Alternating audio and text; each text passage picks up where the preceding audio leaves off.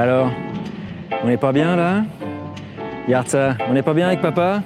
Papa aujourd'hui il est avec Théo et Nico et puis on va les rejoindre tout de suite, Greg et Sullivan qui vont nous dire où qu'on est, où qu'on va et où qu'on boit. Hein, allez c'est parti.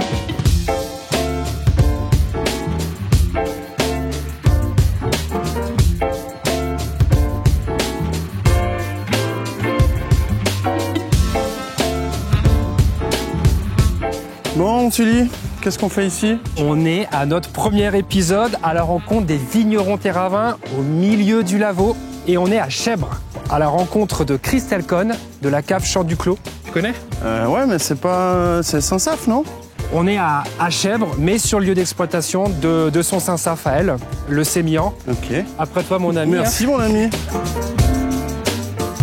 Bonjour Christelle. Bonjour, bienvenue à la capitale du Sémillant. Merci. Ça va? Ça va et toi? Ouais, bien, merci. Salut, bienvenue. Merci. Alors là, on est sur... On est sur Chèvres, mais sur le lieu de production Saint-Saphorin, en fait. En dessous de vous, vous avez le château de Glérolles. Ouais. Exact. Et là, tu nous accueilles avec un sémillant, donc j'imagine que c'est... Exactement, puisqu'on est sur la parcelle du sémillant. On va commencer, si ça vous va, de vous installer. Avec plaisir. Il nous fait bien soif. Et là, on est uniquement sur du chasselas. Là, on est vraiment 100% sur du chasselas, ouais. J'ai D'accord. 1,5 hectare où il y a uniquement du chasselas. Ok. Je cultive aussi du viognier, du chardonnay, pour le blanc, du sauvignon. Ok. Et J'aime bien le sauvignon, mais j'aime bien le chasselas aussi. ouais, le chasselas, bien sûr. On va parler que du chasselas aujourd'hui. Hein. Santé. Santé.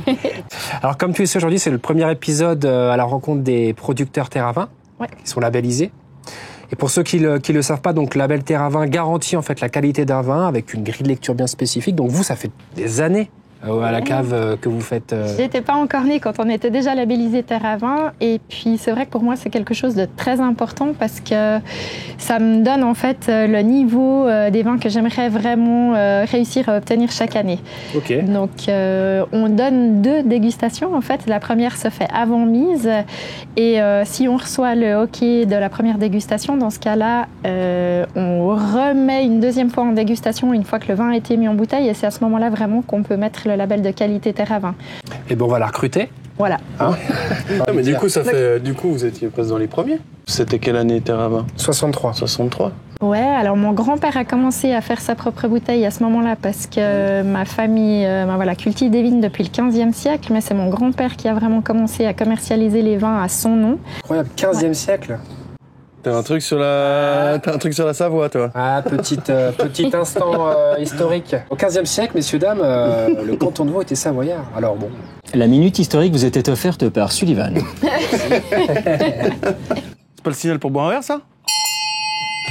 Santé. Santé. Santé. Santé. Merci pour l'invitation. Merci encore. Bon, Christelle, parce qu'il y a la cave aussi. Bah ouais. Bon, tu nous montres On la y va? cave? Ok, ça marche, départ. Allez, c'est parti.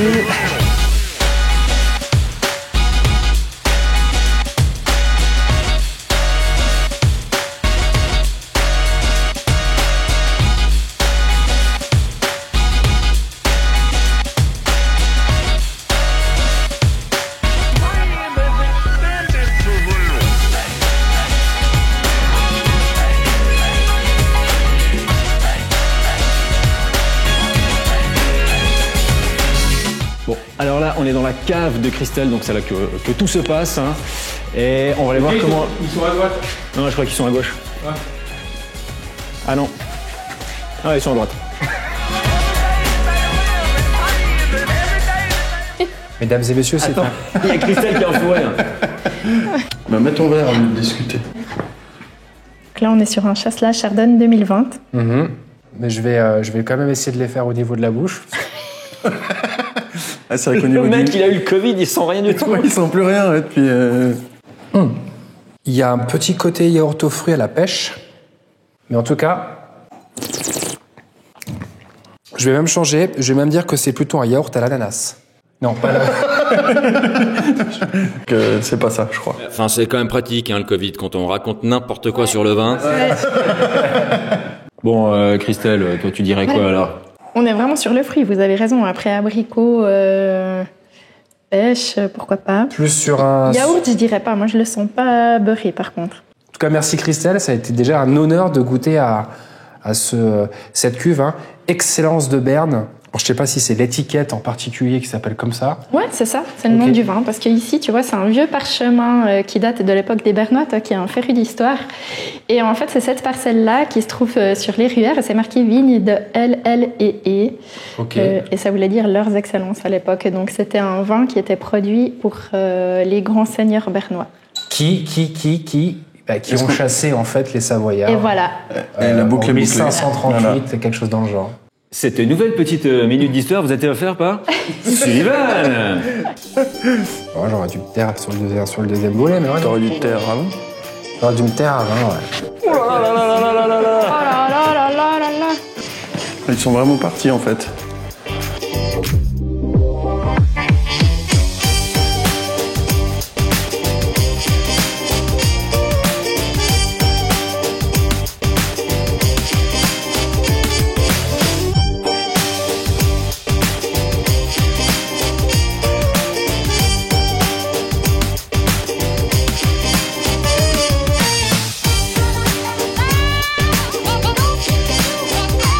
On a vu les vignes, on a vu l'outil de travail, la cave, et puis ce qui est finalement le plus important derrière tout ça, c'est la personne. Ouais, moi j'aimerais mieux dire l'équipe en fait. Pour moi, le côté équipe est hyper important. Donc je suis pas toute seule dans cette entreprise et je compte vraiment sur les personnes qui travaillent avec moi. Donc voilà, vous avez pu les voir cet après-midi à l'œuvre dans les villes. Et combien ils sont en tout? Alors à l'année, ils sont 5 et puis là on a une dizaine de personnes en plus. D'accord. Et puis après pendant les vendanges, là c'est encore un peu plus grand, on est une trentaine. Ouais, mais là c'est que 3 semaines par année. Ça grouille. On dit que tu es un profil un peu atypique parce que tu n'as pas fait les schémas classiques, mais c'est plutôt une force au final, parce que ça t'a amené peut-être une vision un peu différente de ce qu'on a l'habitude de voir dans les schémas traditionnels. Ça fait 10 ans que j'ai repris, mais avant ça, je travaillais dans l'événementiel et c'est vrai que c'est quelque chose que j'adorais faire. Et puis quelque part, j'ai essayé aussi de continuer ici. J'ai tout le temps du monde à la cave. J'essaye de faire bouger un peu le domaine. Qu'est-ce qu'on boit? On boit un Saint-Saphorin-les-Fosses. Labellisé Terravin. Voilà, labellisé Terravin, forcément. Bon, moi je vois qu'il y a un verre vide là-bas. Hein, je vous rejoins. Christelle. Bienvenue. J'ai 4 ans et demi. Tu m'expliques ce que c'est un chasselas en 10 secondes. Un chasselas, c'est un vin que tu peux boire à toute heure de la journée. Ça déjà, ça me plaît.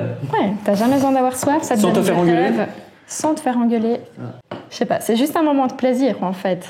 C'est facile, c'est le moment d'amitié, de convivialité. Pour moi, c'est ça en fait, un chasselas. Ouais. Une petite parenthèse de bonheur dans la vie de tous les jours. C'est pas une bonne définition ça? C'est joli. C'est ça. Chasse-la Santé. Amitié, chasselas. Santé. Santé. Et on n'est pas arrivé les mains vides, nous, non? T'avais pas fait un peu les courses, t'avais pas un petit truc à manger? Si, j'allais. C'est vraiment